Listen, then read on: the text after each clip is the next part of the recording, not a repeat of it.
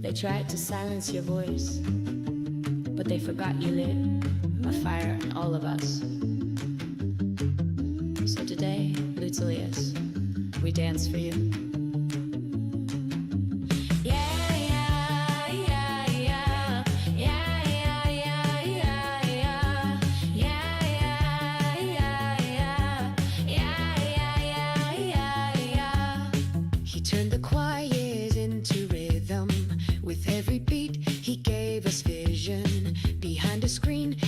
So bright, now we carry that spark in the night.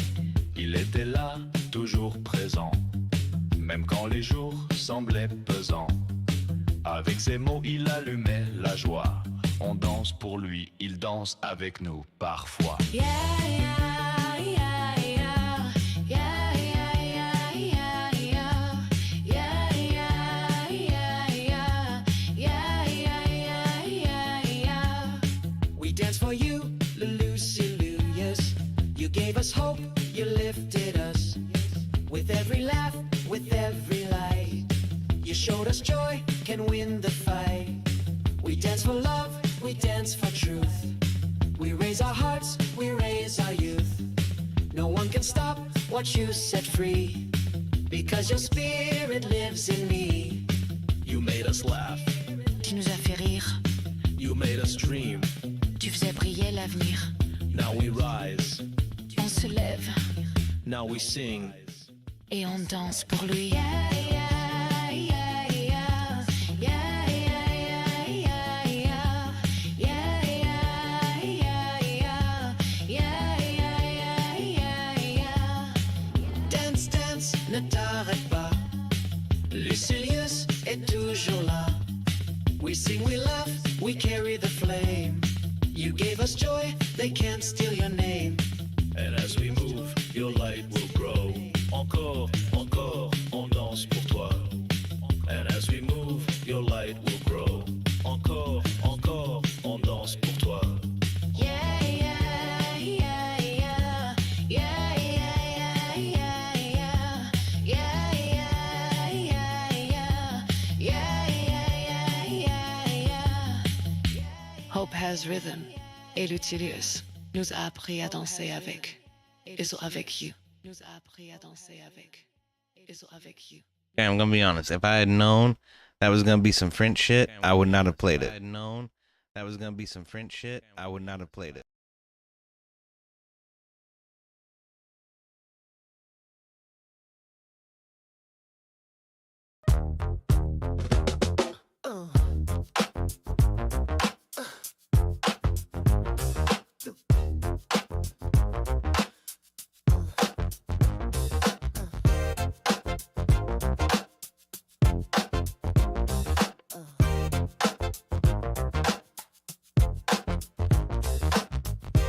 Rhythm of struggle echo in my veins. Heartbeat jumping, mixing pain with gains. Concrete dreams sometimes feels like change. Oh, every test on my chest, feel it in the strain. People look at us, think we're all the same. Stacking prejudices like it's part of the game. They don't see the fights or feel the flame. Oh, they just hear the sound, they don't know the name. But I keep moving. Woo! What's up? We got the neurons in the house. I can't turn that down for some reason. That's okay. You know what? I got another button I can push where we can make that go down a little bit. Maybe. Or I just broke it. I just broke the hell out of the damn thing. That's okay. You know what? It's probably gonna get me copyrighted anyway. What's up? How y'all doing? What? I had no idea this was gonna happen. Such a surprise. No, I'm just kidding. It's good to see y'all though. I do like to explore all kinds of crazy weird shit on this fucking thing though, man. I'm gonna tell you what. This is a crazy thing. There's just so much shit in here, and It's amazing some of the crap that they fucking come up with. I'll tell you what. What's this one?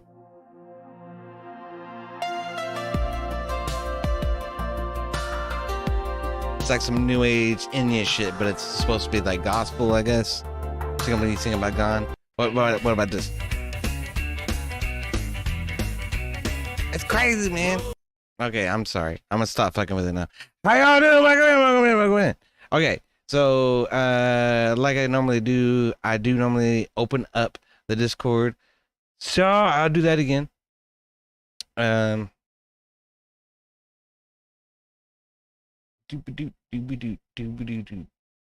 Somehow I still have an old Christmas song stuck in my head. You know, like the whole time I was in Basic, have I created my own with it? Yeah, I've created a few. I'm lacking such an inspiration on it. I don't know. I need to start writing songs about myself, but it's like, it feels dirty.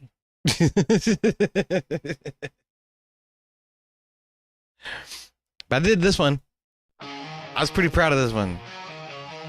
I play it like every stream, so I'm realizing I need to come up with a different one. But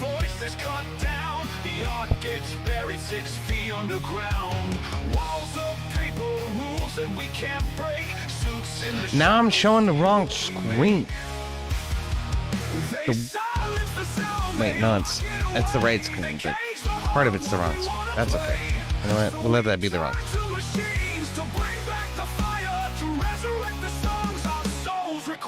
Yeah, I think everybody uses Suno, man. Suno is fucking fantastic for this shit. And it's disappointing to me, okay? Because I'm a musician, and it's like, I know what it takes to, like, create this shit. There's a whole process, man. There's so much to it.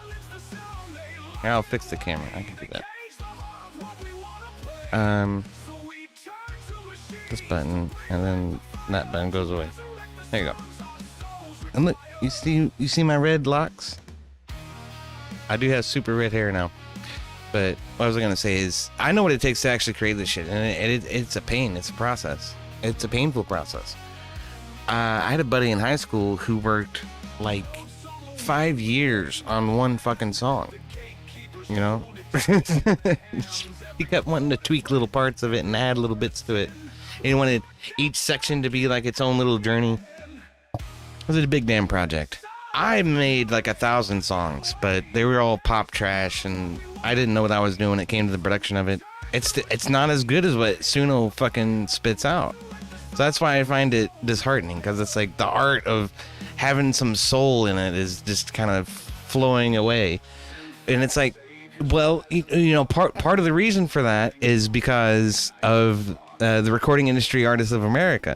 That's what this song is about, right? It's the fact that we can't listen to music that's written by people anymore because they will take away your rights on your video if you do. But shit is trash. There's got to be a better way to handle it than that. Norcar says, what is Suno AI generated music? Yes. It's a website where you can go and type an idea into a prompt and it will spit out a song based on common pop tropes. Can I like share my whole channel thing on here or something? Is there a button for that? Yeah, this button. Okay. I guess I don't have any public songs yet, but don't come here. Eventually, when I do make some public songs, you'll find them there. Oh man. But this is a good one. I like this one. This one turned out well. Sometimes you get trash out of it, and sometimes you get stuff where you're like, yeah, man, that fucking slaps. That was some cool shit.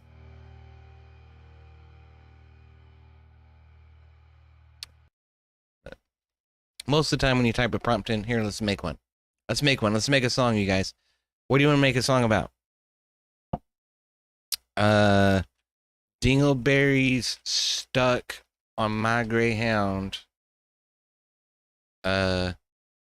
I don't know where the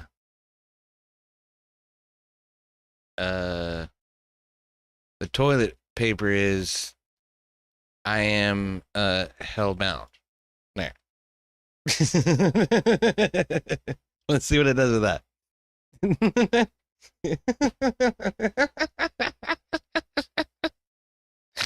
That's what I'm saying. You need some kind of idea, and then you can sort of build a prompt to eat and extract that from the AI. But let's see what we get.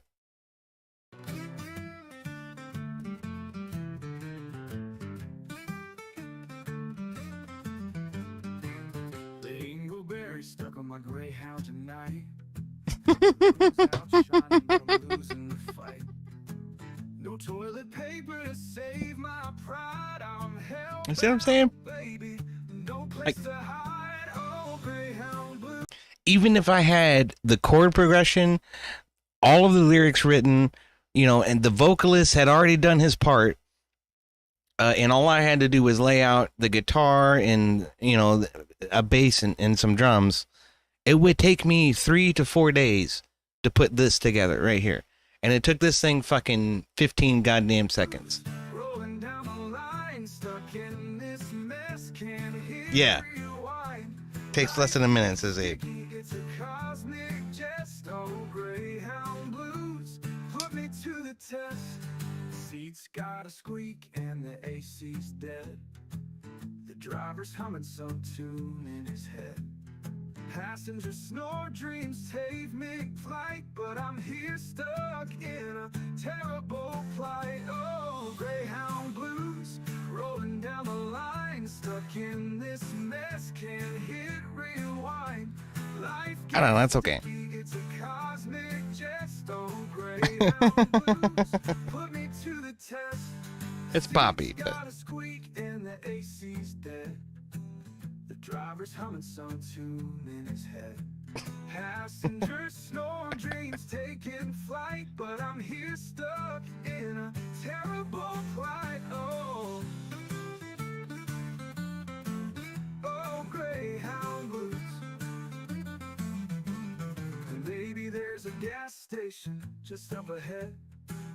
And it's like, Roll of salvation. when it first started out, it wasn't very creative, but it has gotten a lot better. There are A's and B's and A's and B's within the A's and the B's. Full of troubles, I learned it. And then it'll throw a C in there sometimes too. Blueberry nights to skies so blue. But the That's as much as we ever expected of a fucking pop song. round dwell, greyhound bound. The fucking recording industry made music just stupidly simple. Oh, greyhound, But that doesn't help the matter. put me to the test.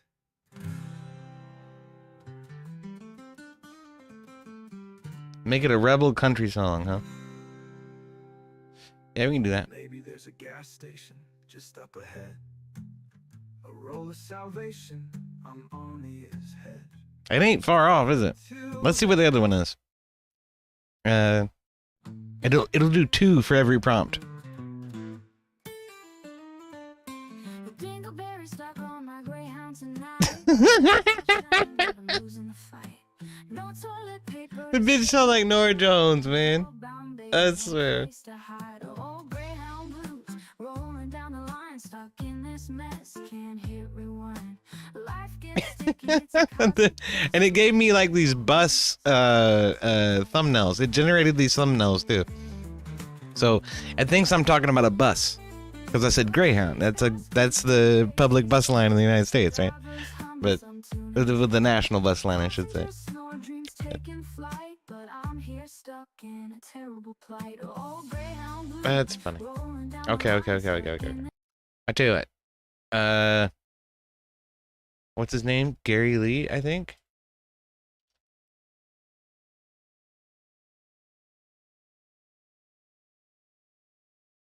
It's not David Allen Cole. Gary Lee. Yeah, Gary Lee in the showdown. Okay. In the style of Gary Lee, Revel Country. My damn dog done got dingleberries, and I don't know how to get them off. of his butt. All right, there you go.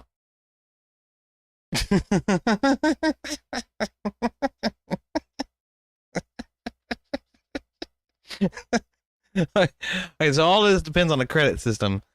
I have what 530 credits over here, so I think I can make quite a few of songs, but these are not valuable songs.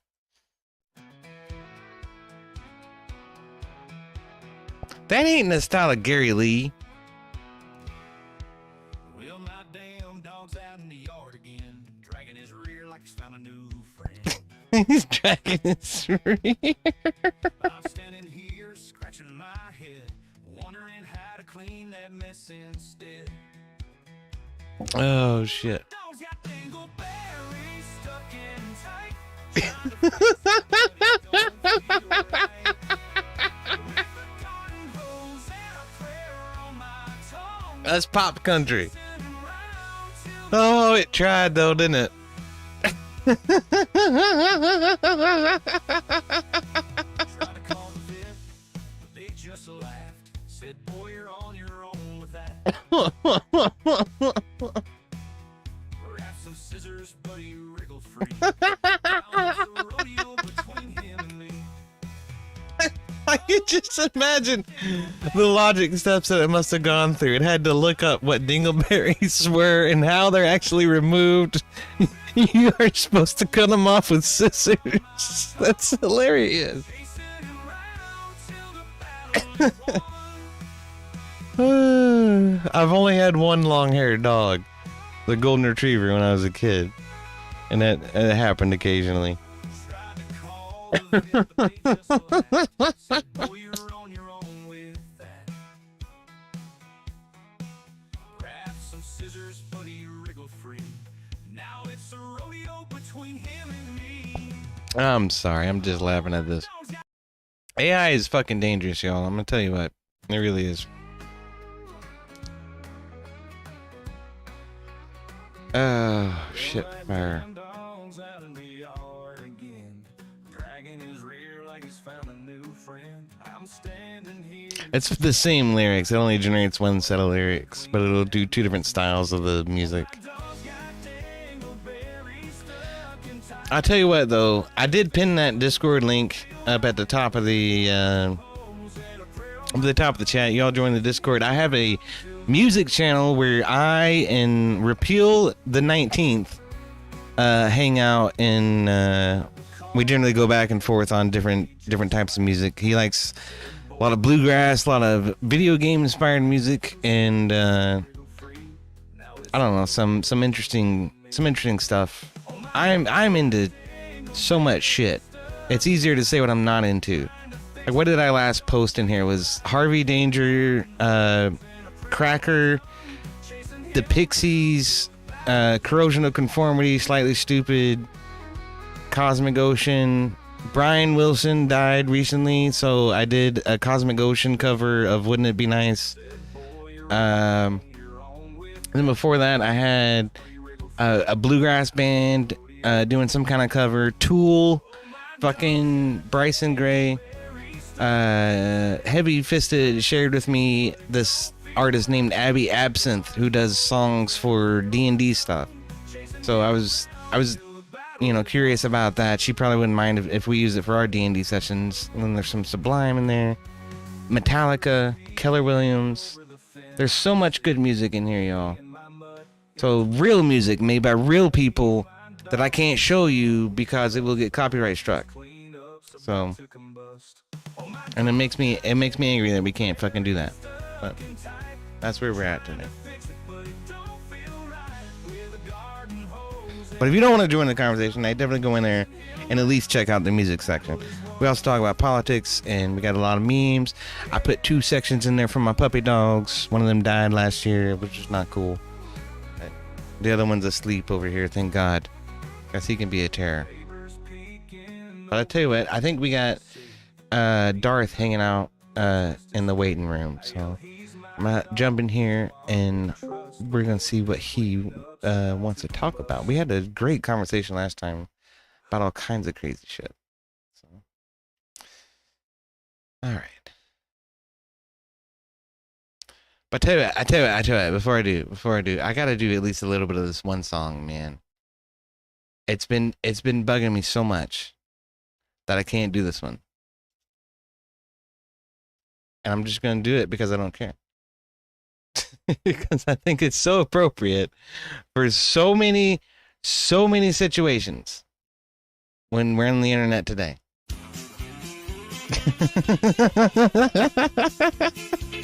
I fucking love this song. It was great.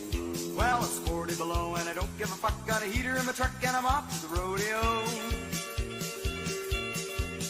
And it's Alabama left and Alabama. This is what I meant when I said Gary Lee. Step right, get off stage, goddamn coot, you know. That did not sound like the style that I got out of Suno, but that's okay. Fucking jerk, get on my nerves. Well, here comes Johnny with his pecker in his hand. He's a one-ball man and he's off to the rodeo. And it's Alabama left and Alabama right. Come on, That's what it is. right, step right, get off stage, goddamn coot, you know. Piss me off. Fucking jerk. Get on my nerves. Man, that's fucking. I mentioned that song to Rob the other night when we were doing that fucking live stream about the riots and shit. And he's like, yeah, I know that song. I was like, no, you don't. Come on. that is a fucking country bar song. There ain't no getting around it. That's what that song is and always has been. It's fucking great. I love it. Hello, Darth. How are you doing, sir? Yeah, I'm doing pretty good. How about yourself? Pretty good. I'm hanging in there, trying to have a good time. Everything okay? Yeah, man. You ever hear that song from Gary Lee? You piss me off. Fucking jerk. Get it's on my been nerves. like a long time. Like it reminds me of the like Davy Crockett. Mm, Like there's some of those old school songs that you used to hear like when I was a kid. yeah. That was one of them for me, man. I fucking love that song. Every time I go in a country bar, that song's playing at one point or another. Cause somebody gets into fighting words and then we get arguing with one another. I'm like, hold on a damn minute. I'm gonna go to the jukebox. I'll be right back. And then that comes over the radio, and the other guy's like, whoa, you motherfucker. And then there's a big brawl. That's great. Yeah. So, you mentioned something about Dungeons and Dragons music? Oh, yeah. Let's see. That was from Heavy a little while ago. What was her name? Abigail something. Abby Absinthe. That's it. See, what you have to be mindful of is that I'm typically the forever DM. Like, I've been doing this for 25, almost 30 years. Yeah, no shit. Yep. Well, I'm pretty new to it myself, and you know, I'm inviting people to come along the journey with me. That's kind of the perspective I'm coming from on that. Oh, right on. Yeah. So we just did a beginner module. What was it? Dragons of Stormwreck Isle. You might have heard of that one. Mm-hmm. Come out a little while ago. Don't let anyone like shit on you for being new, because oftentimes there's like tropes, themes, ways of playing that established players are like, you must play game X way, but honestly, the more like creative, innovative approaches are by like people that don't know what the hell they're doing, and it makes the game way more fun. It's like refreshing. It's a good thing to do. Yeah. Well. Yeah, I mean, that's part of it, right? Is I'm new to it, so I'm not real authoritative about it in any particular way. And I'm not trying to make anybody do anything they don't want to do. And then at the same time, it's like they come up with shit that it's like I didn't even think about a lot of times. So I'm just like, whoa, wait, hold on. I got to find a character sheet now. You know, shit like this. Like I'm just scrambling, trying to just keep up with the craziness that's going on because the party is just... It blew my mind how much I have to be prepared for like 9 different things at once. So Okay, how many people did you have playing? 4. Okay. Yeah. I thought you would have had like, because it sounded like you had like 7 to 12 people playing, which is nightmarish. Yeah, Especially well, during combat, it gets wild, which you don't typically want to go over 5. That's like your sweet spot, because I The know game that. is actually devised around having 5 people. You don't have to, but Yeah, I kind of figured that, but better. it's just everybody had their different ideas about how they wanted to make it fun and interesting. And so what that means with my friend group is, dick jokes and fart jokes and stupid shit. So, so like one guy was an experienced DM. I won't mention his name. He might show up, so I don't want to talk bad about him. But he wanted to exploit the fucking inventory system. So he's like, I'm gonna get the bag of holding, and I'm gonna have this, and I'm gonna have that, and I'm gonna stick all this shit in my quiver that doesn't belong in a quiver, and this, that, and the other thing. And it's like, what? Why are you trying to game the game, man? He's like, and then I'm gonna have a donkey, and the donkey's gonna have an inventory, and I'm like, dude, come on. If you're stressing that hard about random stuff, you're playing wrong. Yeah, right. Yeah, that's what I was thinking. I'm like, why are you so focused on this minutia? We're just here to have a good time, brother. Like all of us are kind of beginners. But So before we get too far afield, do you know what CR or challenge rating means so far as like the intro box or the beginning stuff or any of the online content? CR or challenge rating will show up a lot. Do you know what that means? I don't think so. No, that hasn't actually come up. So if you think about it, there's like well, maybe difficulty class, right? Is that what you're talking about? It's challenge rating. It's like your Dildor the fighter. You're level 2, and you're by yourself. Walking. Wait a minute woods. now. My name is far too close to dildo. I don't like that. Well, your catchphrase is "get fucked," and so you're going through the forest, and you come across a goblin. Oh no! But it's only CR 1/4. Now, that equation is based around 5 people because it's the action economy of the players. They can only do so many things per person, and Right. that added together equals roughly between 10 to 15 things, and then there's a certain level of CR, and then you have all of the monsters and what they do, and that's generally how you balance like encounters to either be normal or hard or difficult or deadly or whatever you want to do. And so that's just something when you're learning how to play, especially DMing, you have to be cautious of CR. Because you're like, oh my god, I almost killed the party. I had no idea. Well, yeah, that didn't happen. It was too much CR. It's the exact opposite is what happened. Everything was way too easy, which is okay. Yeah. I mean, they advanced through it pretty easily, which was important because they kept getting distracted, and like it took us, I don't know, almost 6 months to get through. This 3 mission module that was supposed to be pretty short. Like you should be able to finish it in 3 sessions, but it took us like, I don't know, 15. It was bad. I mean, if you got like people over in beer, you can do it in like 12 hours.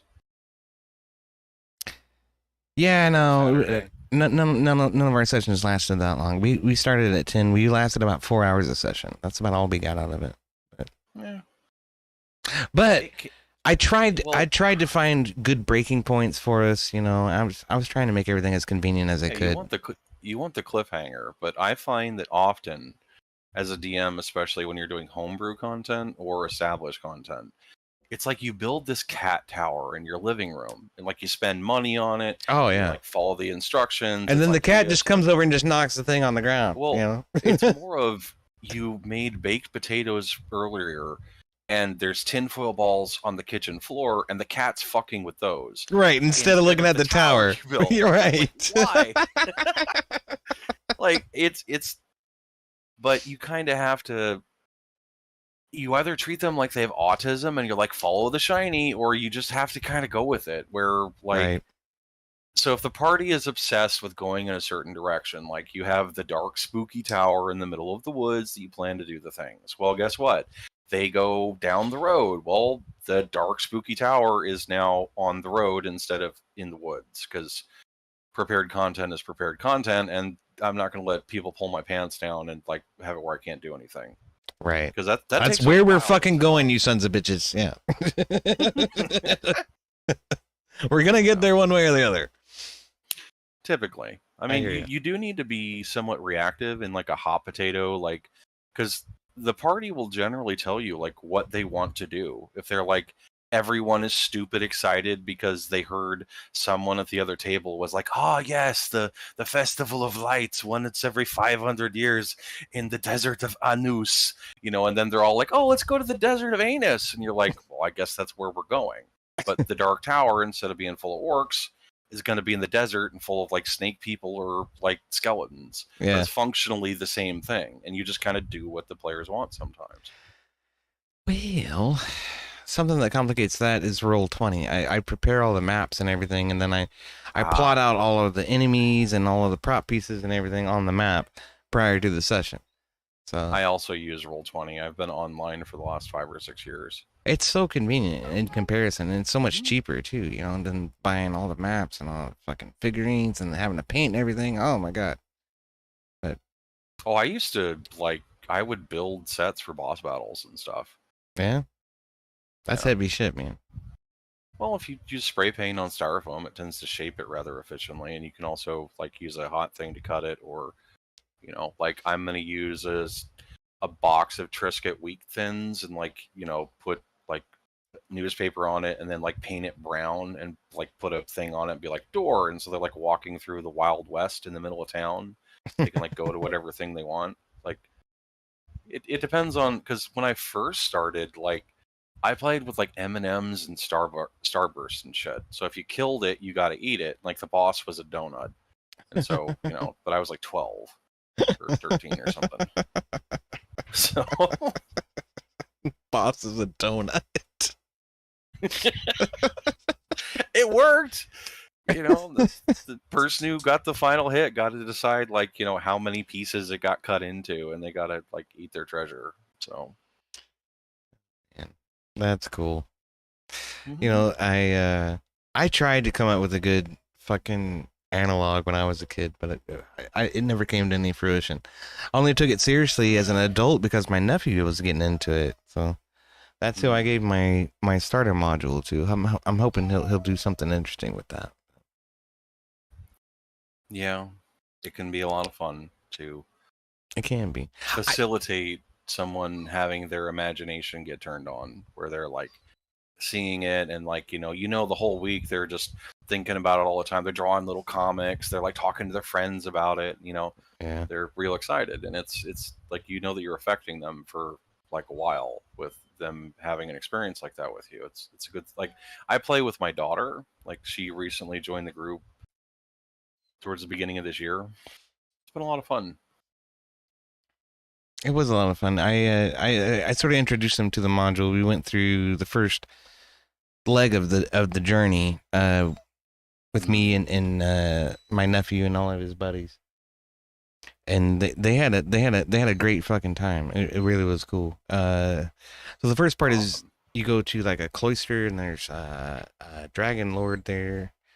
You don't realize she's a dragon lord. She looks like an old lady, and she's just ruling over some kobolds in this monastery kind of thing. And it's That's totally suspicious, by the way. Anything that kobolds almost worship with deference is always a dragon. Right. But then the next part of the journey was to go to a cavern where it's filled with mushroom people, myconids. So it was a whole different culture and a whole different ideal, and they're a little bit hostile at first. So I don't know, man. It was fun. It was cool shit. There's invisible shit that has to pop out and unexpectedly. It was freaking them all out. They're 12-year-olds. So they're when I'm describing this shit, they're like, "Oh my god, holy shit!" I do That's it. a lot of fun. It is, man. Well, you can also from any medium you want. You're oh, I really like this movie, the Mission Impossible movie. You can be okay, y'all are secret agents, and you're working together as church inquisitors, and you got to figure out the way to get the thing, and you just have a bunch of traps, and instead of machine guns, they have repeating crossbows, or they can throw daggers at you or something. You can take stuff from other analogs and just kind of put it into the meat grinder to make sausage for D&D in that sense. Yeah, for sure, man.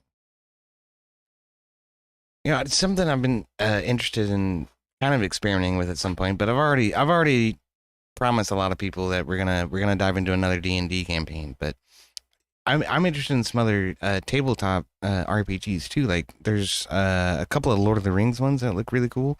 And there's one for Mad Max. I was like, whoa, Mad Max, that's fucking awesome. That would be cool. Ready to drive around cars and blowing each other up and shit. They typically will. It's like the attempt to make a better mousetrap, Yeah. and so they'll change stuff, and it'll seem strange, and then there's a couple interesting mechanics. But for the most And part, it's all the same. The basics are the same. it is, except they like put it into Google Translate where it like turns into Japanese, but then it turns into Russian, and then it turns into Brazilian, and then it goes back to English, and it's all gobbledygook. And you're like, I know what I put in, but it doesn't seem that way because like they do things to be different. And Mm. I've often found if you wanted to do Mad Max, you could do that with a variant of D&D. Yeah. And just have it set in a post-apocalyptic. Like, what would happen if a 40K ship crash landed 50 years ago? And you had, like, the, I don't know, 40,000 descendants and random races scattered across an entire continent in a Mad Max style that they don't understand technology. There's, like, the bullet factory and the gas farm and the bridge and the medical bay in different areas. And, like, as a party, you have to, like, be on these dune buggies and ride around and fight space orcs or whatever. I mean, you Right. could do that totally in, like, a D&D setting. Potentially. Like I say, I feel like a lot of the basics are probably still going to be intact, even though a few of the rules might change. They might add a die here or there. They might, like in the Lord of the Rings games, there's no magic, so you have like these special abilities instead that sort of replace the magic system, kind of thing. You know, but there's ways to adjust it so that there the was mechanics one fit that in. Critical Role did, which is a horrendously popular group, that they did this thing called Yeah. Honey Heist. I'm familiar with you would, Critical like- Role. I watched a lot of their show. But they'd have it where you roll d6s, and then the more you use it, the more bear-like you are, and then you'd have to eat honey to, like, you know, regrow your brain. So even if it's like a simple, stupid thing, like Yeah, you can still make it fun. Just for you don't sure. even need to use all the dice. It's like however you want to play.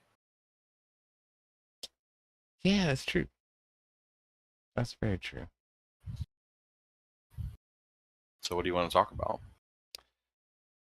Well, Ted Cruz had an interesting interview with Tucker Carlson yesterday, I do believe. I watched a little bit of it. Did you? Mm-hmm. Yeah, man. No, he made a complete fucking ass of himself. If you ask me.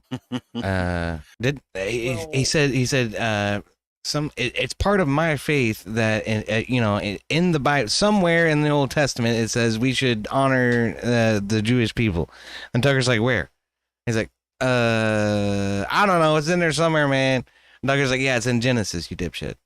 But Well, it does say, like, those who bless Israel shall be blessed, and those who curse Israel shall be cursed. Like, Yeah. it does specifically say that, but there's the milk and then there's the meat. Like, the milk is that, I'll be right. Functionally, if the chosen people of God, if you're disparaging them, that's unwise to do because they're God's chosen people. And that, like, if you talk shit about them or wish them ill or try to hurt them, they'll come after you. But the meat of it is that with the new covenant and that sort of thing, like, Christians technically are more so like the chosen people. So Christians in general are kind of the new Israel. So it gets a bit murky, and it can be leveraged in a, we need to do everything we can to support Israel with, like, weapons and guns and, ammunition and, money and all the things. And, it can be tricky with that. Yeah, it seemed like that was the way that Ted Cruz was coming at it, like a political grift kind of way. This is a moral justification for the endless war that I want to see our neocon military-industrial complex benefit from, right? Which was left, and then it turned right, and it's usually like it plays the industrial complex uses hand puppets. Sometimes it's left, sometimes it's right, but it always gets what it wants. And for me, Israel is like the only real democracy in the region.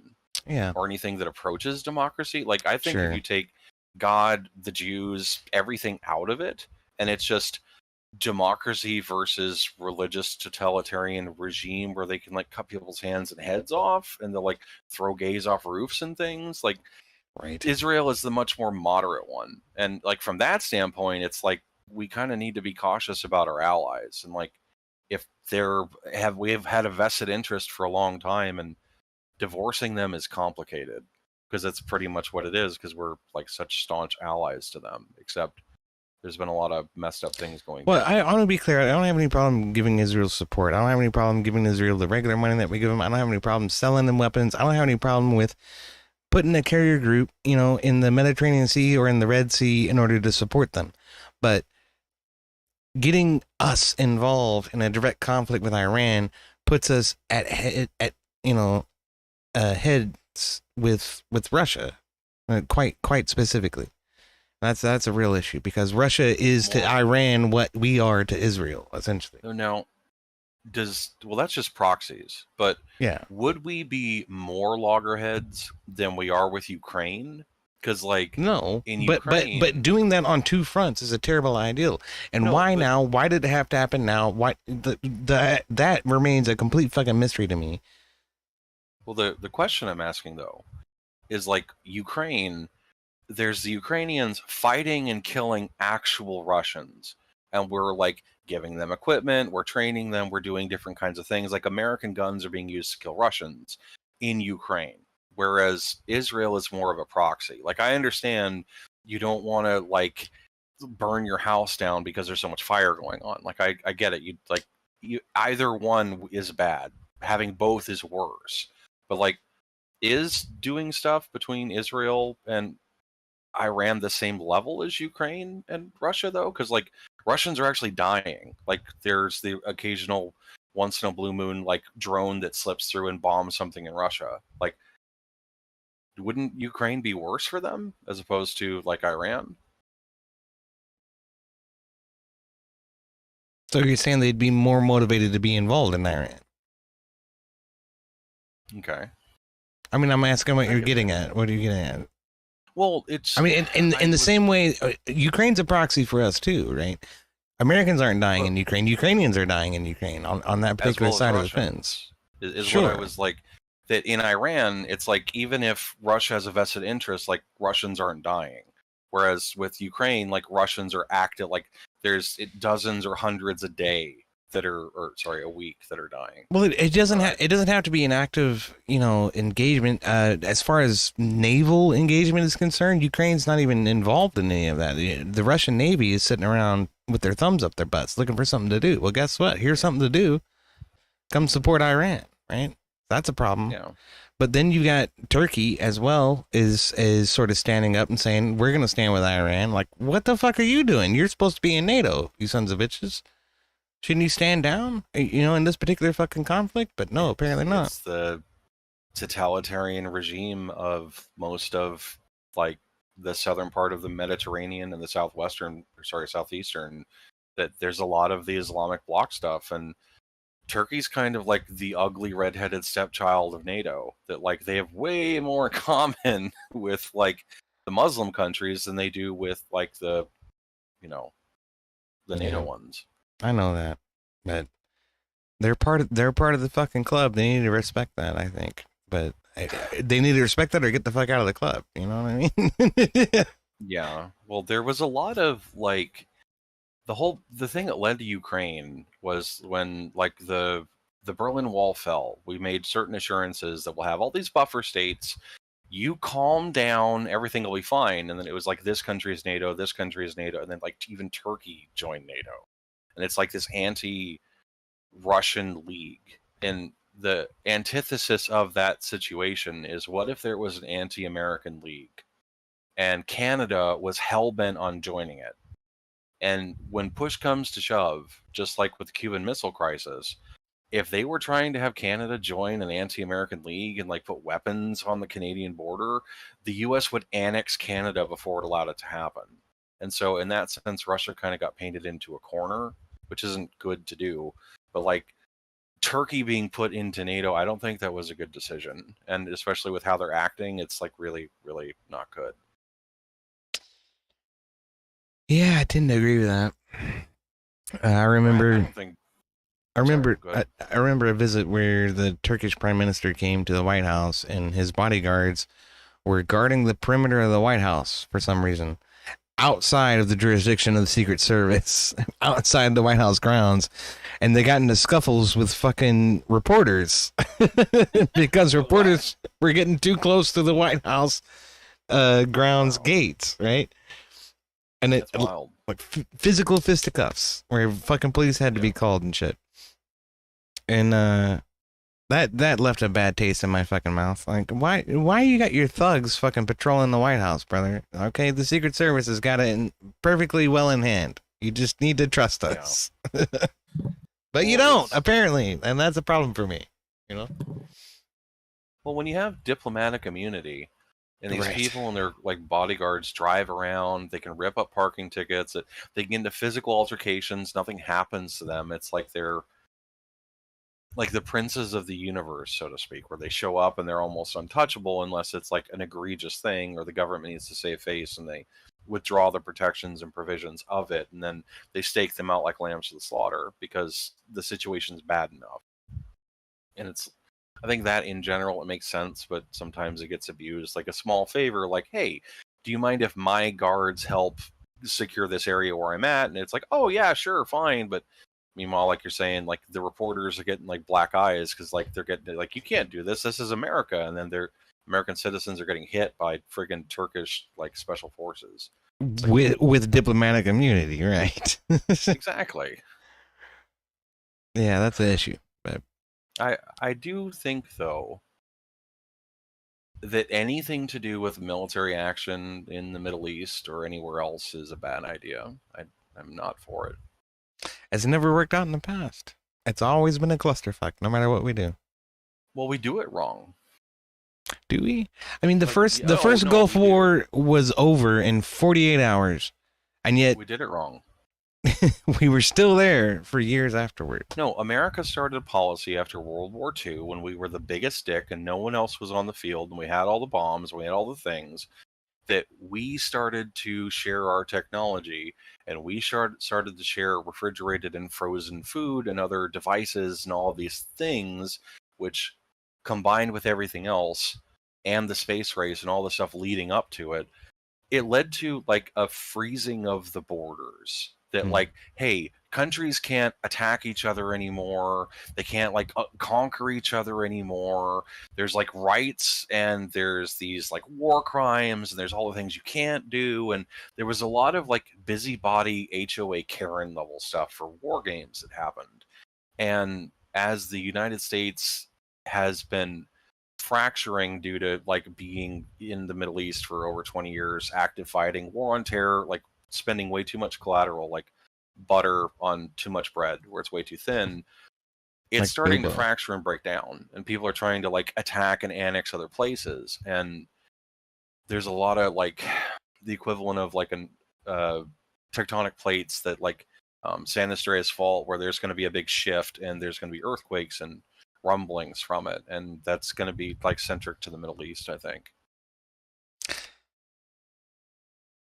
My mind went somewhere else when you started talking about San Andreas Fault, but it's all good. I just want to nuke it and just slough California off into the Pacific Ocean. What am I saying though? It is.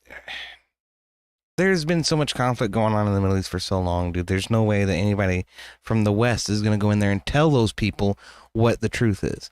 They're going to have to fucking figure it out for them damn selves. We're not going to tell them nothing. World War III is fought with bombs. World War IV is fought with sticks. Sticks and stones, yeah. Yeah, they've always fought. They always will fight, and they're always going to fight. There's just nothing that can be done about it. Yeah. Perhaps so. Now, when I say that we did it wrong, is if we want to be the new American empire, we should have just gone in. Okay, we blow them out in 48 hours. Okay, that's now the 51st state. It should break it up into 6 states, and it's like those are the 6 new states of like the United States of like America or whatever you want to call it. Well, the greater United States, I suppose. Something. Well, it's like we do all this expenditure stuff, and there's like private agencies and NGOs that make billions, if not hundreds of billions, in reconstruction because we break all the toys and people, and then they get to rebuild it. Like, why aren't we just like annexing and occupying it and like taxing it and like educating them and being like, because we spend all this money to like feminize the men and like masculinize the women and like educate them and make them Western and all that. Like, why not just have it be a new country? It's like, or something like Cuba, like where it's a district or it's like a protectorate of America. Like, why aren't we just doing that? That'd be way more efficient. Is Cuba a protectorate of America? Sorry, Puerto Rico. My bad. Right. I guess Cuba benefits, honestly. They're actually closer than Puerto Rico, but Yeah, sorry, I was talking about Puerto Rico though, or like Guam. yeah, Other sure. places like that. Sure. Those are territories. Territories have an interesting relationship. There's they have to follow our federal laws, but they don't get to participate in our electoral process. Why didn't we do that to Iraq? Yeah. Well, I don't know. Why didn't we do it to Vietnam? Why didn't we do it to Korea? Exactly. Yeah. If they're gonna be proxies, then like, fuck it, let's make them proxies. Like, let's just have, you have the borders, and you're like, hey, it's the protector of the United States, yada yada. So I don't know, like, because you'd think that people, just from being selfish, they would be efficient about it. They would have like good things to do. Like, if you're going to finesse money out of the government, you'd want to do it the most efficient, effective, and like least dangerous sort of way. But some of the stuff that the government does, it's like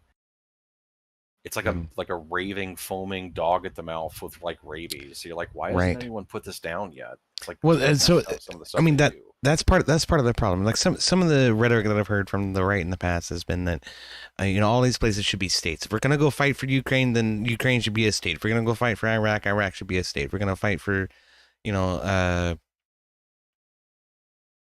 Saudi Arabia ought to be a state. But it's like, or Canada. We want to make Canada a state. We want to make Greenland a state.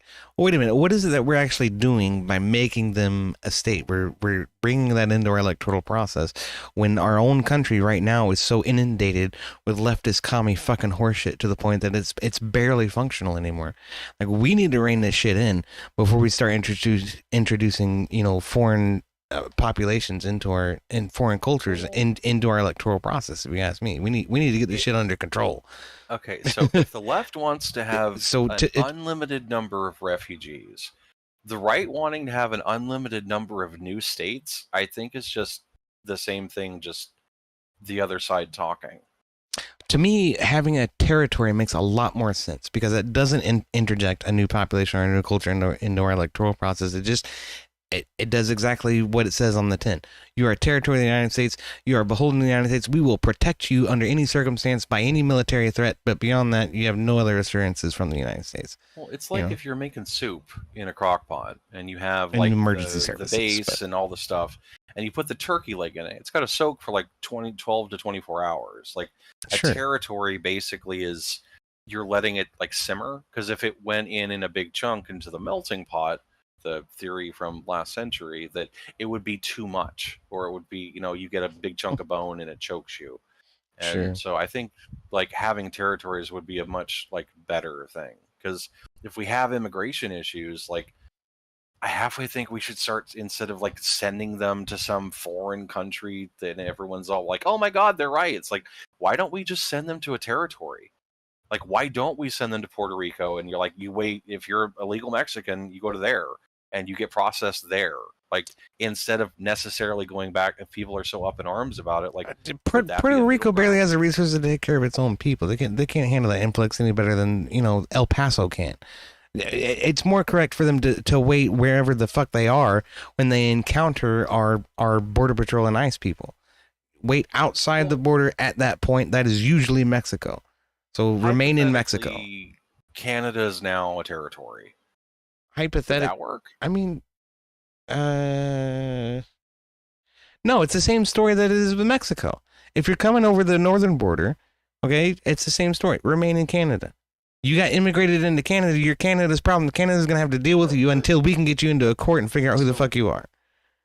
So the Wizard That's of it. Oz like waves his magic wand. Canada is now a territory of the United States. Sure. And if you're an illegal that's caught in the U.S., Well, instead okay, of, so like, him- wait a minute now. Canada being a territory of the United States means that Canada is subject to United States immigration Yes. policies, right? So now Canada doesn't have crazy immigration policies where people can just come through there from all willy-nilly all over the fucking world for no my goddamn reason. question, though, Which is a big problem for the northern fucking border, right? That Yeah, that is I it is a security issue. but my question though is that because amnesty, because we kind of talked about this the other day, that amnesty is kind of bad or a no-go, and so deportation also to the left is this massive, massive problem, and it's kind of trying to find some sort of compromise that instead of necessarily deporting them to wherever they're from, or instead of giving them amnesty, but what if we had a territory that we could take the people that we catch that aren't like the violent criminals and they're just like caught up in it, and we send them to hypothetically Canada to like a camp or a city or something that's set up for them to like have the process to be in like a fast pass line for Disney World, like a ride, instead of the full long line that it's like, hey, you're here illegally, you've been caught, but you've been here for 20 years, you've been paying your taxes, you this, that. So we've decided that we're going to move you to Canada for a year and then you can come back. Like, would that be like, is that better than amnesty? If you had to pick one of the two.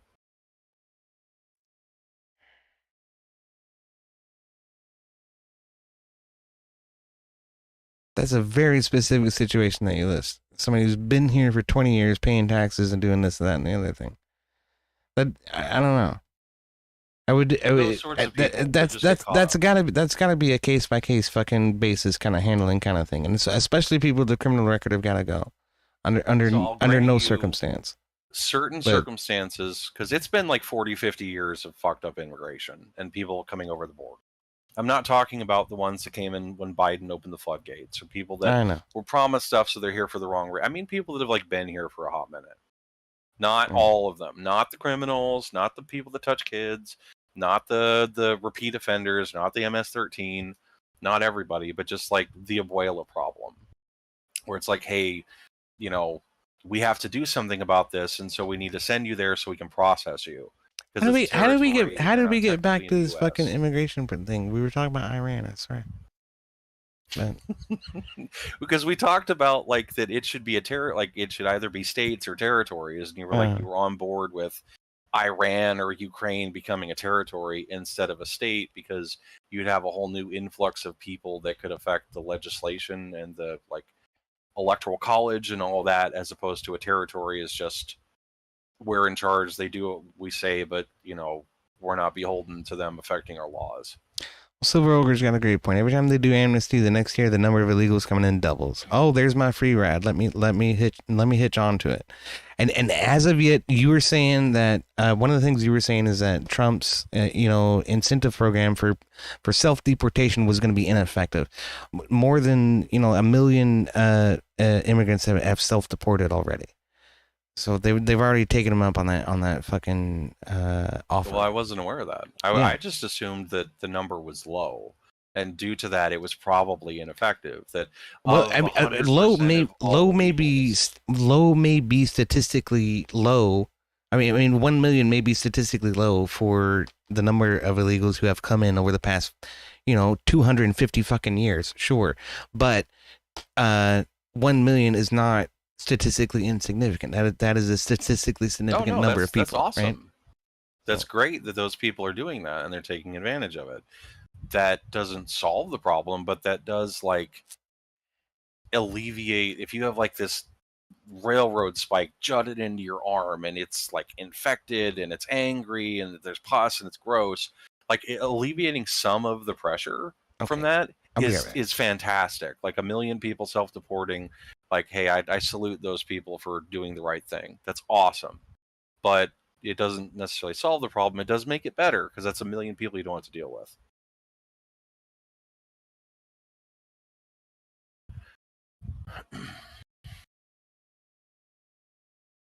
Yeah.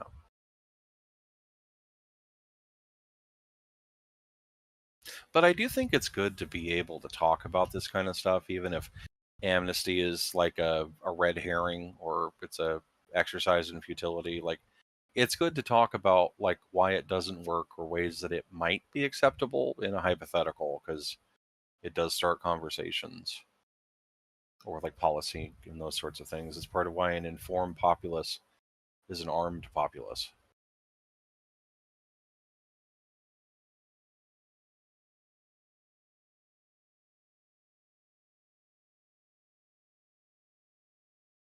Well, I think EOD had to get up to do something, but um, if you're new here or you've kind of seen him around, feel free to go ahead and subscribe. And, if you want to like the video, that would be helpful as well.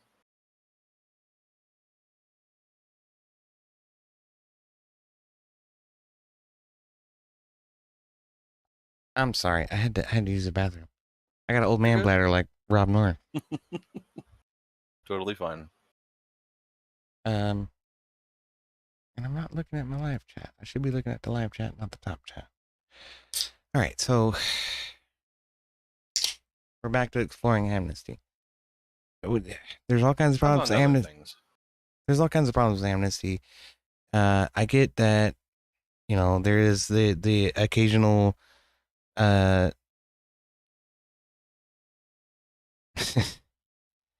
generally good person who just wants to be part of America and has been there for a very long time. Those people are at the bottom of the priority list as far as deportations are concerned. Trump has made this clear. Homan has made this clear. I'm perfectly fine with it being that way. I think that's how it should be. Okay?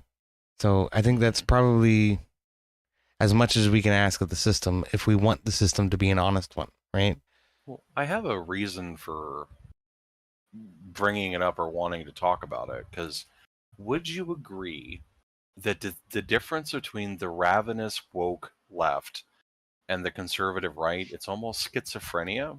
Like, it's the same brain, but it can't talk to itself. Like, there's almost a complete breakdown that's happened. Like, would you agree that that's a thing? No. I think that they react off one another and therefore they sound similar in some ways, but they come from extremely different places. I think the radical right is delusioned about what God wants from them in some cases, and in some cases they're delusioned about what the country requires of them, and then they feel like they're making some greater calling by doing something extreme. And those people are I wasn't talking about awful, like but the alt-right. I just meant like the conservatives in general, like on the right.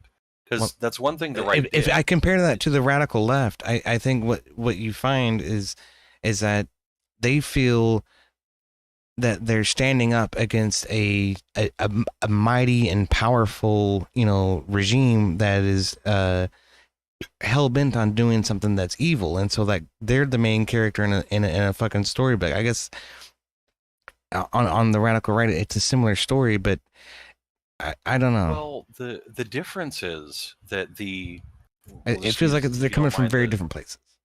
There's the alt-right, and then there's the right.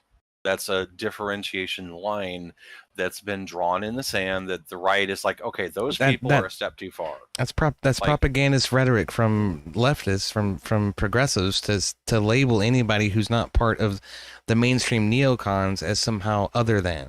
That's what alt-right is. When I say the radical right, I say radical very specifically because I'm talking about people who do radical things that are of a radical nature, that are not contributive to society, right? Alt-right, Joe Rogan is alt-right as far as the media is concerned. Okay. Tim Pool is alt-right as far as the media is concerned. That's what alt-right is, right? We can quibble on the terminology if you want, but I just mean the people that are too far on the right, whatever you want to call it. And then there's the distinction line, and then there's like the sane right.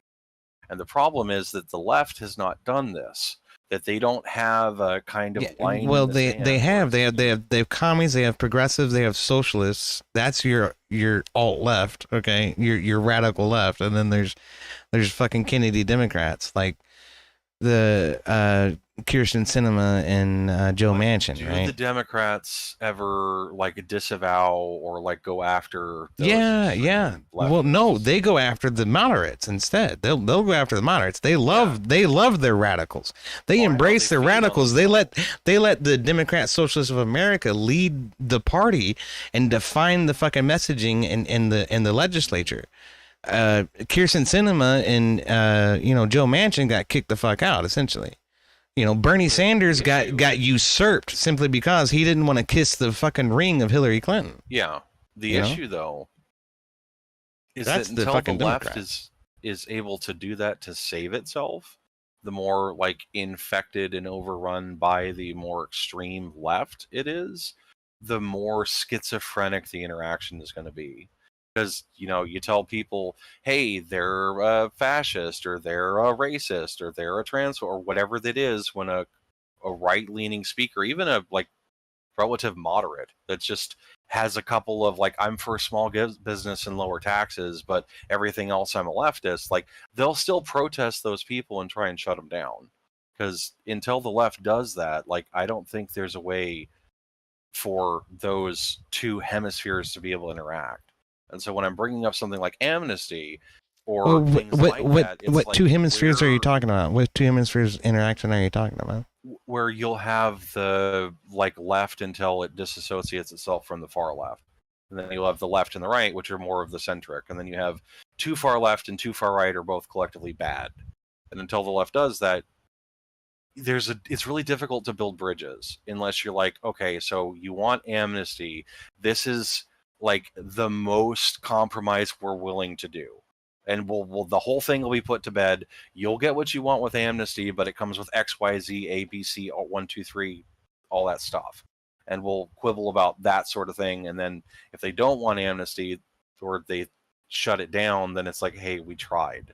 Because there are bridges that you need to try and build to at least like get the more sane people of the left to become conservative, because that's been happening a lot in the last like 4 to 6 years. Yeah. People who are dyed in the wool blue, that it's like it's a den of vipers, they turn against them and they run for the hills, and the conservatives Well, are like, it's "We gotta generational, pretend, right? come I mean, Gen Z boys and men are becoming, more and more conservative. So yeah, that is how it does seem to be trending. That's correct. That's and totally they're correct. growing up in fucking commie liberal households for the most part, and they're seeing like the retardation, and some of it's angst, some of it is childhood rebellion, I'm sure, but Oh, rebellion's been around for a long time. Like, before it was, I'm going to smoke cigarettes and make out with Mary Sue under the bleachers. And then it was like, I'm going to be gay. And now it's Yeah. like, I'm going to be a straight conservative. It's the way to rebel. So Well- it's like, it kind of wiggles with how that happens. yeah, my mom, she was a punk rocker when she was in high school, and so punk rock back in the 70s was not what punk rock is today, but Because there are talking points that very like, much a Democrat ended up becoming very much a conservative. yeah. Well, me, like, I was raised JFK Democrat. Like, I was like dyed in the wool with it. But the big thing was, we can argue for as long as the day is, but I will fight for the death for you to be able to say what you're going to say. Right. And just that notion over, like, there was Bush into Obama, and then the Overton window shifted, where I'm now like damn near alt-right, because like I'll actually listen to people and have conversations that I objectively disagree with, and I find them repugnant, but like I still will like hear them out, because I'm a firm believer you let the fool expose themselves with their words so everyone can see how stupid they are. For sure. But That's why I don't ban Duck in any of the channels that I'm modding. He's not banned. I want him well, to show how idiotic he is. yeah. But if you think about it, like, it's two ships. The one on the left is like burning, and it's pulling a Titanic and it's sinking. And things like, at least we're willing to talk about amnesty, or there's a possible road if that's like throwing out life rafts, or like you'll have a small group of them on a piece of the ship that they're like, hey, can we come onto your boat, because at least you're willing to talk about it, as opposed to wanting us to burn to death on the other boat. Like, you find ways to build bridges and try and like save those people. That type of rhetoric, yeah. I mean, that type of rhetoric is what built the Democrat Party today, right? The Democrats want you all in chains. The Democrats want, gay marriage to be illegal. Which, okay, a lot of Republicans do, but I'm sorry. This is the Democrats are saying the Republicans want you all back in chains, and the Republicans want to end gay marriage, and the Republicans want to end abortion. They want to take away your rights. As if you ever had a right to fucking kill a child. Republicans want to, take away all your welfare and everything else that makes you dependent upon the government. Like, well, maybe that could make you more of an independent person. But the second half of that message is not coming through. The balance of the pendulum is not coming through. All they get is the propaganda. And it's like the pendulum is just, going from center back to left, center back to left, center back to left, as far as anything that these people hear. And the minute you hit them with something that's actually conservative, they're like, what? You're evil. Yeah. I can't fucking listen to you. Well, you got to do it where you don't trigger the like immune system defense. And there's certain ways that you can approach them and talk to them to be able to do that sort of stuff. Because you can break through to one individually, or you can try and have a much larger net that you cast to kind of like get people at least closer to you and to get them to kind of think that, well, I don't agree with 90% of what you said, but there was that little bit that did make sense. And it didn't taste like poison, so I didn't instantly spit it out. Because it's unlike all the others. Like I mentioned with a church home, that if you behave a certain way to them, they're much more receptive than you might, because they play on compassion. Because it's all about rogue emotionality, that it's like, you don't hurt my Latino neighbor, or you're a fascist and I'm going to stand up for my gay friend. Like they're very impassioned. And if you can tap into that and find a way for them to have that pathos, or to empathize, or to like see that you also are empathetic, but sometimes you have to spank the kid because they keep trying to reach for the steak knives in the dishwasher. You just have to do it, or you have to show them that knives are sharp. You sometimes have to discipline people, and laws have consequences. Right. And you need to like give them baby food so that they're reprogrammed. Like Neo in the Matrix, when he comes out of it, he wasn't able to like eat actual solid food. He had to eat like mush in the beginning until they, with that sort of thing. That if you have a new convert to Christianity or to the right, you have to give them milk, because if you give them meat, they'll choke to death. And so that's like, how do we, as conservatives or on the right, give them milk instead of all of the talking points, and then they start screaming fascist and they run back to their vampire coven or whatever. Or they'll willingly go back to the people that are abusing them. They're like a blood bag to these vampires, and they'll come out and they're like, oh no, it's spooky, and then they're like, I knew it was a lie, and then they'll like run back to the people that are abusing them. Yeah. And it's like, you treat them like addicts or people that have been abused, or new converts, or however you want, but there needs to be more compassion, and part of that is being willing to talk about what's important to them. Like amnesty is a big thing due to all the riots. Like this would be a great time for the whole concert, like the right, or a lot of the podcasts, to be actually talking about it. Like, what could amnesty look like? Like, is this even a possibility? And they're like, oh, there are some that are thinking about it. All my leftist friends make me feel like dog shit, but I kind of like that these people say that it's okay to be a guy. And so they start to be drawn to it. Like there's certain ways you have to do it without, choking them. I hear you. And I have sympathy for that heartstring pulling emotional situation that you like to point to, the abuela, right? Mm-hmm. I get it. That's got to be rough, but like I say, that's ultimately that is the final priority. That's not the first, right? Yeah. So surely to God they have to be able to see that, but at the same time, in terms of Shrek, you've seen Shrek, right? Onions. So, layers. Onions have layers. But so there's Farquaad, right? Yeah. And he's like, some of you may die, but that's a sacrifice I'm willing to make.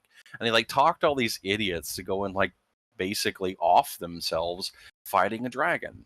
And it's like the left does that a lot, that they have these big emotional things, and they make everyone else seem like they're evil, and they almost don't think they have a choice. Or these people that do the protests and attack cops, like, do you really think they have a future? Or they think that I'm going to be somebody when I grow up? Or that, like, they're going to get a really good job that requires a security clearance, that being, like, arrested for attacking feds that they'll never, ever get? Like, these people have no hope. They're, like, fighting this oppressive patriarchal system. They're like, they think they're in the post-apocalypse. Like, they're in a living nightmare. Like, these people are, like, at the end of their rope. They're, like, one day away from, like, self-deletion, if it's bad enough, if they lose their support structure, because, like, their families don't talk to them. They have, like, irregular sexual interactions. They've done everything they can to, like, annihilate all of that. And it's like, you have to be aware of that to, like, how can you reach that person to free them from that? That's a genuine calling. Well, we just got a raid from Mr. Bill. Thank you so much, Mr. Bill. Welcome in. Welcome in. What's up, Raiders? How y'all doing? Mr. Bill raid. Oh no. Reminds me of that song from, what was the name of the cartoon where, like, I'm just a bill up on Federal? Like, what was the name of that? Schoolhouse Rocks. That's what it was. Shit, man, that shit was considered educational in Kentucky. We used to watch it in class. Damn. Yeah. But that was elementary school. I don't know, middle school, something like that. Mm-hmm. What am I getting at? Silver Ogre says Neo didn't eat the much because he couldn't eat food. They didn't have real food no more. The world was covered in clouds and machines. Well, Silver Ogre, he was stuck on the operating table with his atrophied muscles. He couldn't move for a long time. I think he was being fed intravenously at that point. So. Ooh, boom, owned. Right. What's up, Alesto? I do not suck toes. Fuck you. All right. And Ginger Wave to K2. Come join the Discord. Y'all can hang out if you want. Well, what's another, to move away from the amnesty conversation, like, what's another talking point on the left that you think that there might be, even if it's extreme, like something that the right could agree with? That, like, the left, it's like a big, they stump and they cheer and they really want this thing that's, you know, not deleting children. Like, but what's something else that they want that you think the right might be able to steal from them by being like, if you really want that, it needs to look like this?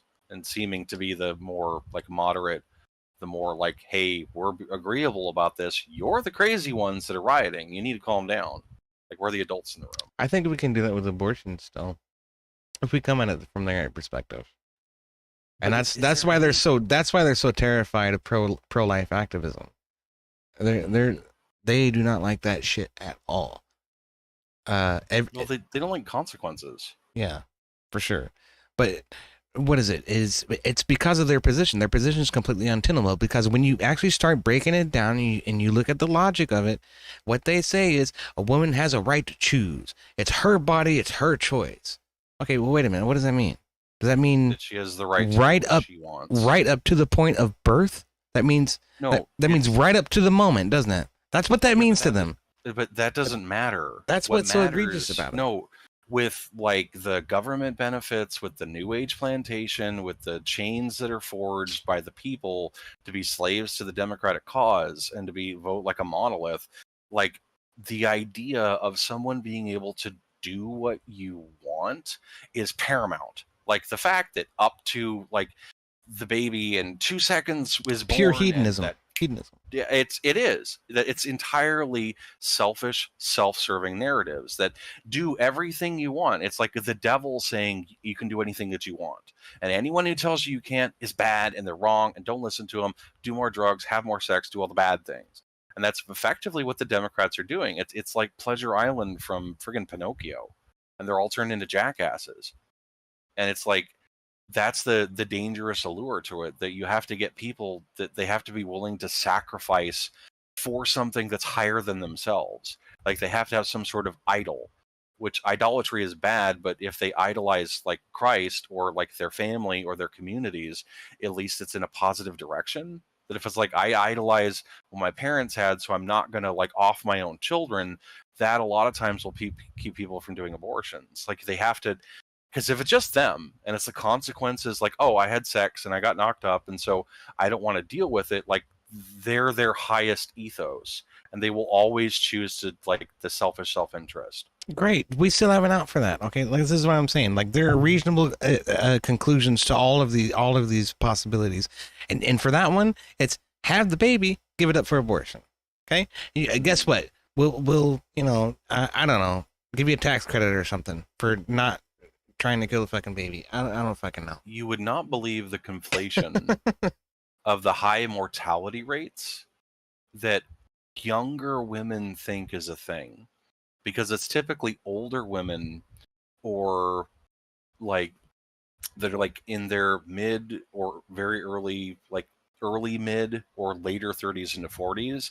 The mortality rate is actually kind of high, relatively speaking. And that conflated is that so that like the idea of a of age girl or a 25-year-old girl is as at much of risk of carrying to term as a 45-year-old is a massive fallacy, but they've had it with feminist standpoint theory. It's pounded in their head that if you have the baby, it's going to kill you or it will ruin your body, that it'll be this huge consequence, like being like assaulted in a bedroom kind of way, that it's going to haunt you for your whole life and it's going to mess your body the up. Scarlet Letter, all of that is just bullshit propaganda. You know? Yeah. It's somehow Republicans are forcing you to have a child that you were impregnated with because you had consensual sex with somebody that was unprotected, and it's like nobody forced you to do that part. But somehow it's my fault that I don't want to kill the kid. Fuck off. Do you think people who are pro-abortion are more likely to have affirmations, like where they look in the mirror and tell themselves bullshit? Yeah. Yeah, they believe in delusions, so it makes sense to them that the consequences of their actions they shouldn't have to deal with. And they'll rationalize it like, oh, it's only a clump of cells, because they don't want to have anything outside of themselves they have to sacrifice for. It's as close to genuine evil as a human can get, where they're that self-serving. Then they'll do anything. They will say anything. It's incredibly dangerous. All the more reason to push back on that and make that a focal point of our rhetoric, if you ask me. But So what's a way to do it that's more palatable, that doesn't trigger the immune system defense, where the sisterhood is lockstep with the feminized males? Sure. Okay. The first thing to concede, which is so easy for just about every Republican I've heard speak about it, is, the life of the mother and the life of the child. If there's threats to those things, and sure, abortion's a consideration. But you're talking about such a rare percentage of abortions. It's almost like 90% of abortions are all basically just it's cause. Less than 1%. No, it's less than 1%. Yeah.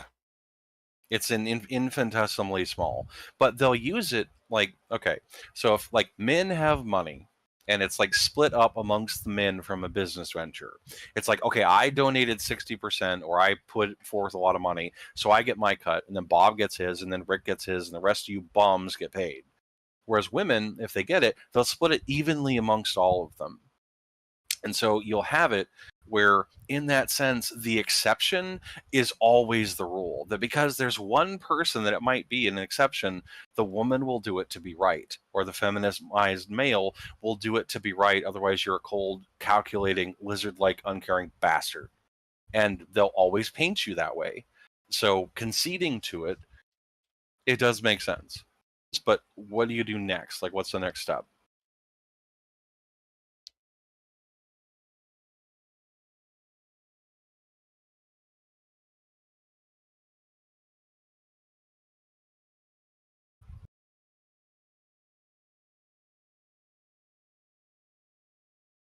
I don't know, man. At some point, we got to be able to convince them that it's evil. But that's true. Well, think about it in terms of a value hierarchy. That it's very easy to get them to feel compassion for the abuela problem, if you don't mind the metaphor.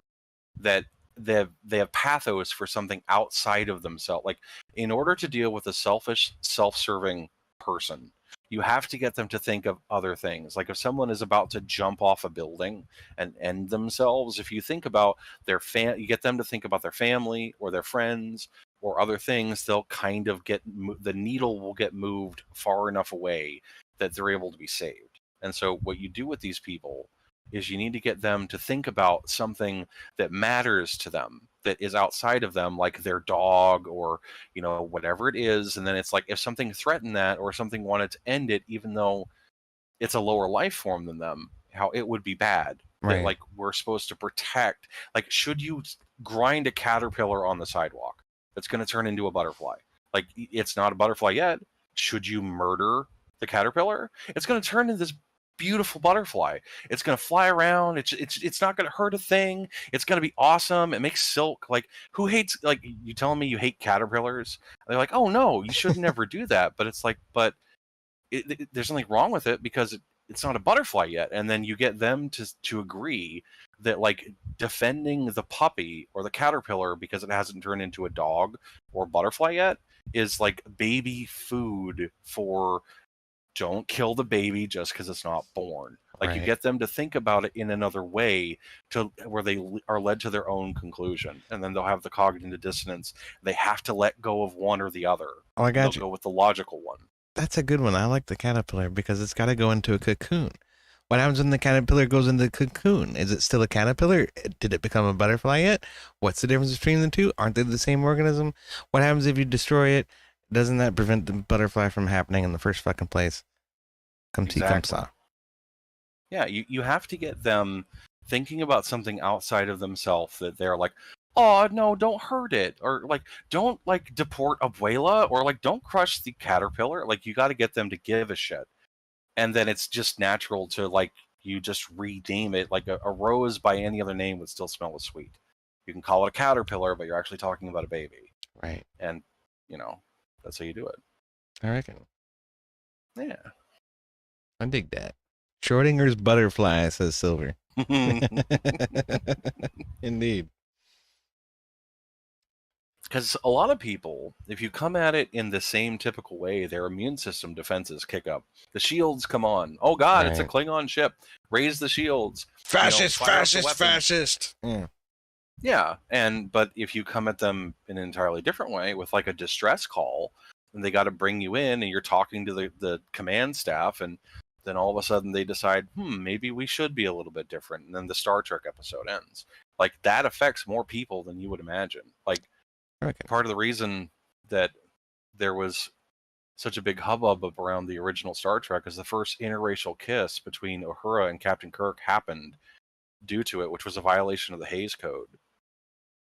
And that was actually where the degradation of, like, televised things began, because it was like, oh, we did this. No one was struck dead. Televised censorship, yeah.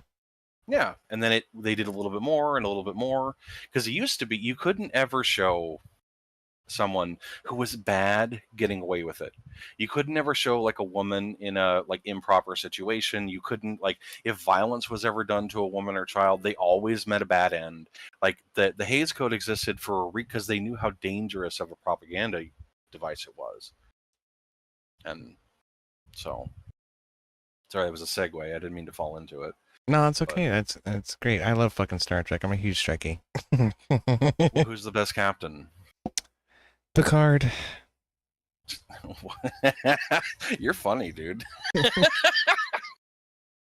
It's Cisco. How is it Cisco? Fuck Cisco. Cisco ain't even a captain. He was a fucking lieutenant, yeah, he was. Or commander when he arrived on Deep Space Nine. He was promoted to captain later, but he don't even have a ship. The Defiant. Yeah, he did get the Defiant. Actually, Deep Space Nine is mobile. It can fly. Humbug. It's a space station. I did think it was interesting because I got the parallel between. There was too much religious shit. Deep Space Nine wasn't even Star Trek, man. Y'all Inwas don't even drink skooma. I swear. Okay, so was Bajor Afghanistan or Israel? Fuck, man. Israel. Because it was sure. like the Dominion, or not the Dominion, the Cardassians had this long trench, messed up thing, and then the Bajorans with, you know, terrorism and all this stuff finally got rid of them.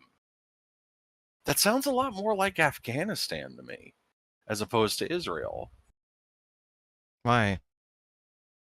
Because Afghanistan had the thing in, like, the 80s to, like, throw off the shackles of the Russians, and we actually like trained them. And there was a lot of stuff with the Federation, like helping them out and doing all this stuff for the Bajoran cause and like Star Trek Next Generation that like led up to Deep Space Nine being its own show.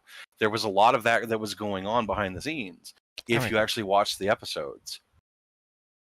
Yeah, I mean, I found I kept up with Deep Space Nine up until the Dominion Wars, and then it all got all kooky and weird, and everything's it kept moving so fast, I couldn't keep up.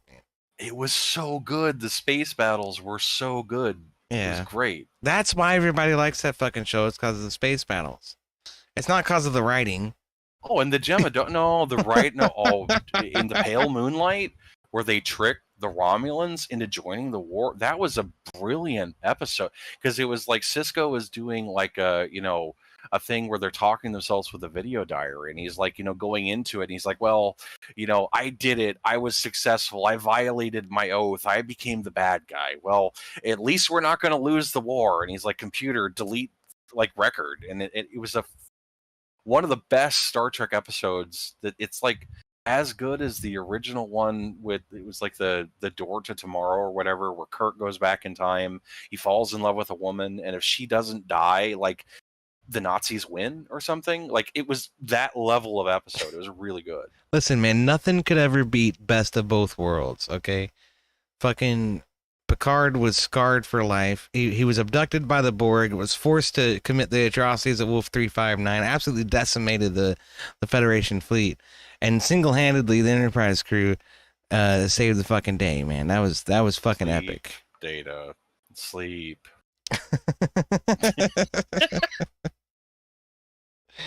Well, if you think about it, the left is like the Borg. And they were told in this way to not have their defenses up that put them all to sleep. And I'm just advocating for Data to put them to sleep and not triggering them and figuring out a way to like get them out of the Borg hive to like reprogram them. Well, we need a Hugh. We need a Hugh plant to send into leftist circles and start spreading these ideals. So, sorry, this only a Mr. Bill said something that Voyager was better? It was okay. The problem with Voyager is they stole a lot of their episodes from TNG. That's my only problem with Voyager. But it wasn't good. Voyager was not good. It was okay. Yeah. No, it wasn't. The only good thing was when they figured out what to do with Janeway. When 7 of 9 showed up and it was a surrogate mom. And then she's like the mother of the ship. In the end, she sacrifices herself for the ship. Like, they figured out what to do, and before she was like, she's too hard, and then she's too soft, and then Q wants to knock her up. Like, they didn't know what to do with Janeway. Yeah, that's true. Yeah, it wasn't good. Well, she was American and she drank coffee, okay? Those are movements in the correct direction from the fucking British French man who only drank tea. I did like Cisco. I did like Cisco's personality. He was into baseball and fucking New Orleans jazz and that kind of shit. That was cool. Yeah, he was like if you amalgamated and not to like, if you could cherry pick a race, like the African Americans of the U.S., and you take like some of their better qualities, like, and you put it into Cisco, that, like you're saying, he is into jazz, and his like dad's a chef, and he's very well spoken. He's like incredibly passionate. He punches Q in the face because he's like, "I'm not Picard. Leave me alone. I'm gonna hit you." Like, he's the only motherfucker who punched Q in the face. That's true. Yeah. Like they did such a good job with him. They even had like, you had Wesley Crusher that everybody friggin' hated. Oh, yeah, that's true. And then you had Cisco the son, like Jake Sisko, like everybody hated him. Yeah, so it was like he was basically Wesley Crusher. He was the Wesley Crusher of fucking Deep Space Nine. He really was. Exactly. Yeah. Because you also had Quark and Nog and Rom. Nog was kind of fucking Wesley Crusher too, a little bit, but. A bit.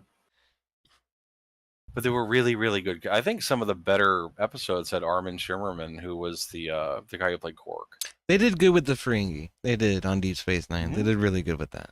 Well, each Star Trek like expands a race, because you had in the original one it was like Vulcans, And then in Next Gen, you had the Klingons, but also the idea of an AI.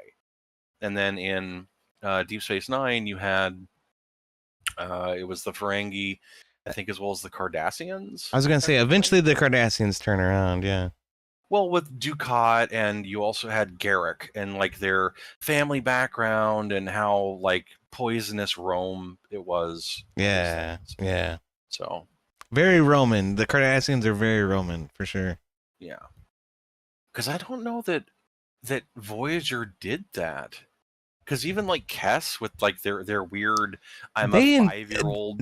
Oh god, let's not talk about that. That was very. But weird. It was like, what race did they really go into? The like, Kazon, only the first. Yeah. It's what, Native American first officer? Like, but that's just human. Yeah. Like what? Then like B'Elanna Torres is like half Klingon. Like they already did that in Next Gen. Like what else did they really add to it? Well, I think it might have been the Borg. Was 7 and 9. Well, in Species 8472, right? The one thing that could actually kill the Borg actually came from Voyager. So but that's good to acknowledge. Dive of like how much of Next Gen was dedicated to Worf, and like what Klingons are, and like how they're different. I do love the Worf arcs, man. I do. Those are really good. Mm-hmm. That was part of my eye tractor to Next Generation. Yeah. Do you know what Star Trek was initially based on? The Navy? I don't know. There was a Western called Wagon Train. I was going to say Twilight Zone, but I guess Twilight Zone was contemporary, wasn't it? Yeah. It was based on Western, because that was one of the big things that America gave to the world. You know, they had jazz, stand-up comedy, and Westerns. Those are like the big three things. And Westerns in that sense, because it's like a ship that goes to the episode of the week where it's like a trading outpost, or they encounter these people who look vaguely like them, but they're a different skin color, or they talk weird. And it's are we going to have to shoot at them? We're going to try and not, but the main Captain Kirk is going to try and bang one of them. Like it's very much a bunch of white people after the Civil War going around in wagons, like to all these different like territories and like encampments and stuff. Yeah. Yeah. And they just did that in space. So it was a fantastic idea that Gene Roddenberry had. It was awesome. Not the communism, but just the Western in space. Yeah, so good. The storytelling was fantastic. Yeah. It really was. Even with the original series, as corny as it was, there are some really interesting stories that they tell. Mm-hmm. You got to get over the special effects. You just got to get over it. You know, it's like playing original Nintendo game or something. It's the special effects being that bad is the best part. It was so corny. Like Mystery Science Theater. It's Mystery Science Theater 3000. You know, it's just great. You just enjoy it. It's so hokey. It is. It's literally another B movie every week. Yeah. Exactly.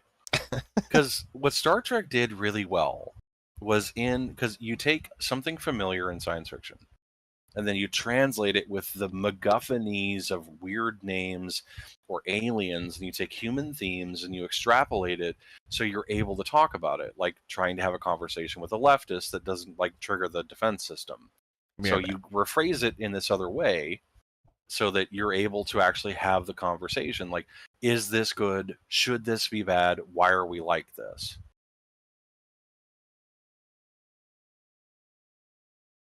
I think EOD had to get up for a minute.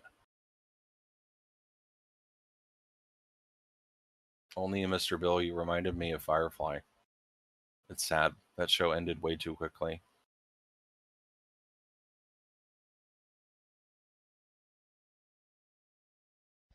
I'm sorry. I'm being really dumb tonight. Why is that? I forgot these a minute ago. What was I gonna say?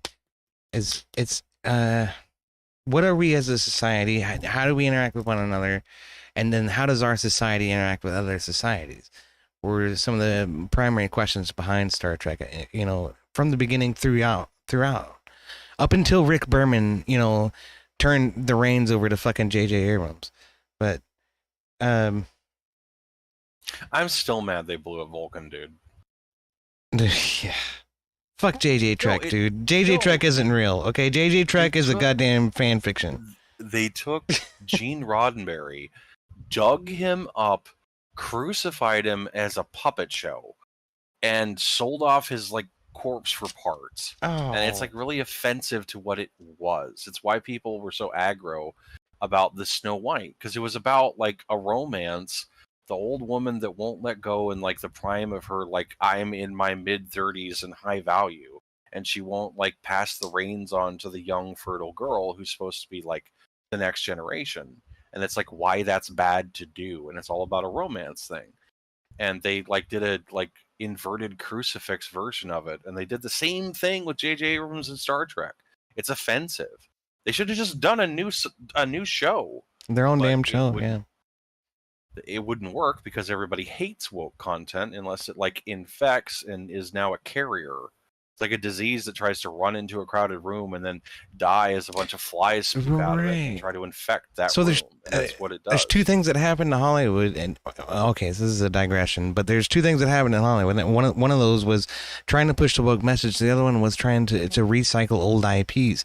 And the only way the woke message work is by recycling old IPs. And so this is the fucking pattern that they found themselves in. And when's the last time you found a decent original fucking IP? Right? We're sitting here talking about TV shows that are 30 years old at this point. Yep. Because they're still relevant because nothing better has come out yet. That shit blows my mind. It's, to me, the thing that bothers me the most about what happened to Star Trek is it always pushed the boundaries. Like Kirk and Uhura make out. The part, I'm trying to remember what episode it was, that they literally had a third gender that was like incubator or something, and they were like, does this person have rights? Should we influence another society? Do we have the right to do it? What about the Prime Directive? Like, it was an awkward episode, but I still remember it because it brought that question up and it made me think about it, and I actually talked about it a few times with people that know obscure Star Trek enough to be able to do it. Like, Star Trek was always pushing those limits. And when it went woke, it's like too much vanilla in your food. Like a few drops is all you need, but you put too much in it, like it's not even angel food cake. You just can't eat it. You'll choke on it, or you'll be angry all the time eating your way too vanilla cake that tastes like ass, but you're too like filled with being full of vanilla that you just can't like get off the rock and give up on it. I'll tell you this. Star Trek was it was morally motivated, right? You had that episode with Bruce Maddox in Next Generation, and he wanted to take data and dissect them and pull them apart into pieces and in order to understand how to replicate them, so they can have thousands of datas all over the place. Then, at one point, Captain Picard had to defend data, and then he advocated for him. And then Riker was selected to prosecute him, right? So it was really juxtaposition because Riker didn't want to fucking do it. There's a lot of ethical fucking questions in there between the crew and then what they have to do, and they have to serve their duty to the best of their abilities. But then there are these ethical questions about what data is, and is he a living being? Does he have free will? This, that, and the other thing. It was amazing. And it was fucking 4 actors on some cheap ass fucking set that they put together in an afternoon. And it was probably one of the best episodes in television that I've ever seen. It raised so many huge ethical questions. And Whoopi Goldberg came in with the clutch fucking perspective that we're not talking about whether or not Data is a living being. We're talking about whether or not Data is a slave. And Picard's like, mind blown, right? And that was suddenly the epiphany. He needed to go back in the courtroom and make the adjudication in Data's favor, because we're obviously not going to reinterject slavery into our post modernist fucking communist society. Another good one from Next Gen was the thing where like Picard is like, there are 4 lights. Yes, I just watched that one like earlier today, dude. That was such a good episode. He's a Shakespearean, like he's Sir Patrick Stewart. Yeah, like he's like like the height, like that people didn't even care that he was gay when it wasn't popular to be gay. Nobody cared because he had that much gravitas. Well, Sulu was gay on Star Trek before, and like you said, Uhura kissed Kirk. Star Trek's always been a woke fucking show. But, Exactly. It was a like angel food cake with vanilla. yeah. But if you have stuff that's good and compelling, like the woke stuff, it weirdly fits, or people don't give a shit. They just like, okay, they're doing their thing. As long as they're not trying to sit on my lap and make out with me, I don't care. It's not just that. Star Trek told good stories. It told good stories about good ethics and good morals, even if they didn't completely adhere to, you know, the Christian guidelines that ultimately bore those morals into the world. Well, But they would paint an individual as the bad guy, but their faction or side wasn't the bad guys. It was that there's two thoughts where you have pro this, anti that. And right. then from the anti that or the pro that, you would have one person come up that is the bad guy. And they wouldn't say that all of the other ones are fucking Nazis. Like they would be like, hey, they're people. This is why they think about it. We need to respect their culture. Right. And try to get them to join the Federation and become woke. But if they're not, at least, you know, we'll be friendly to them. Right. But that right. one dude that's bad, fuck that dude, kill him. But they weren't so crazy about it. One thing comes to my mind is this one episode where Picard goes down to this society and they think that there's a goddess that has come to reap her benefit from giving this society their retribution over the past 100 years. And all the evidence suggests that this society has just figured shit out on its own and decided to stop killing each other and come to, you know, a grand, you know, technological future on their own, so that they're warp capable. They're a contemporary society in the Star Trek Next Generation universe. Yeah. But they did it on their own. It wasn't because of Ardra, which was the name of the deity. It turns out this woman was a huckster and was playing tricks on them, and Picard and Geordi, particularly the engineering team on board the Enterprise, figured out exactly how it all worked and manipulated that to their advantage in the proceedings to prove whether or not Arda was actually Arda. And so that was actually anti-religious. That was a very secular kind of ploy. Oh, they were very, very heavy-handed with that. Yeah. So, but they still had a strong ethic throughout the show, and so many episodes and so many quandaries were dependent upon a good ethical outcome. That I don't know, man. That it made that show interesting, you know, because it wasn't just about, you know, let's be gay and white people suck and you know, the garbage that they're fucking force feeding you and the JJ Trek shit today with like Star Trek Discovery and even the Star Trek Picard series, you know, like strong woman lead, strong woman lead, strong black woman lead, strong Asian woman lead, no white men suck, white men piece of shit. Do you know why they're doing that? Because they're fucking Marxists. Well, they want to destroy the country. And yeah, they don't have any fucking vision. There isn't anything behind it. It's just, you know, the country gets in the way. It's propaganda. Like, it's not art. But what their propaganda wants can't happen unless the country is dissolved. Does that make sense? Yeah. And so with that, they have to destroy the idea of Christianity. They have to destroy the family unit. They have to destroy, like, they have already torn down most all the Civil War statues. Like they're destroying what America was and reframing history so it can, like, you know, how, like, what's the death of democracy sound like? It's to a thunderous applause. Like, where that's kind of